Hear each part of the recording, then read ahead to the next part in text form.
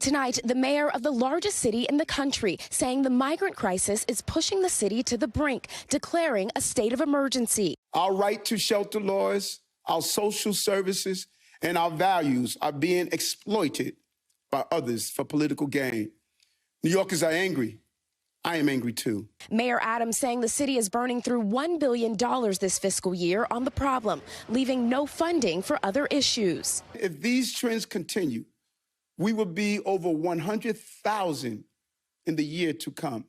That's far more than the system was ever designed to handle. This is unsustainable. New York City is doing all we can, but we are reaching the outer limit of our ability to help. The shelter system overwhelmed. More than 61,000 people now living in shelters, just shy of the all-time record from 2019. We need help, and we need it now. Adams now looking for ways to send migrants to other cities and said he's negotiating with cruise ship companies to house migrants on ships.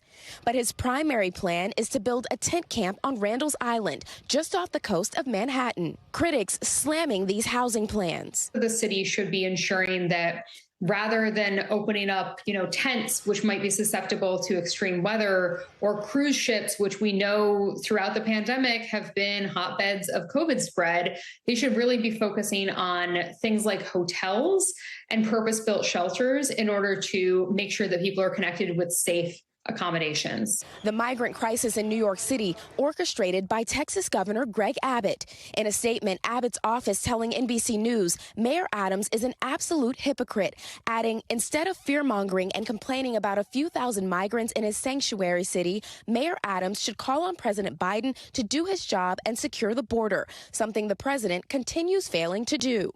In Washington, D.C., some 50 migrants dropped off at the residence of Vice President Kamala Harris early Thursday morning, marking the fourth time since September that Texas has left asylum seekers at her doorstep. Comer un viaje de 40 horas, claro, un viaje bastante largo, bastante fuerte, y bueno, lo que no fue inesperable fue aquí que nos dejaron a la deriva, sin saber para dónde ir.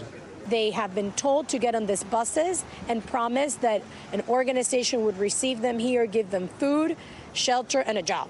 These just the latest families caught in the middle of a political battle, pitting border Republican states against northern Democratic territories. A critical point coming last month, with Florida Governor Ron DeSantis chartering a flight full of migrants to the wealthy, heavily Democratic enclave of Martha's Vineyard. A political play from border states causing chaos up north. And while this emergency declaration could speed up the creation of those shelters, officials here tell us it could be weeks until the tents on Randall's Island are up and running. And until then, busloads of migrants are continuing to arrive here. Thanks for watching our YouTube channel. Follow today's top stories and breaking news by downloading the NBC News app.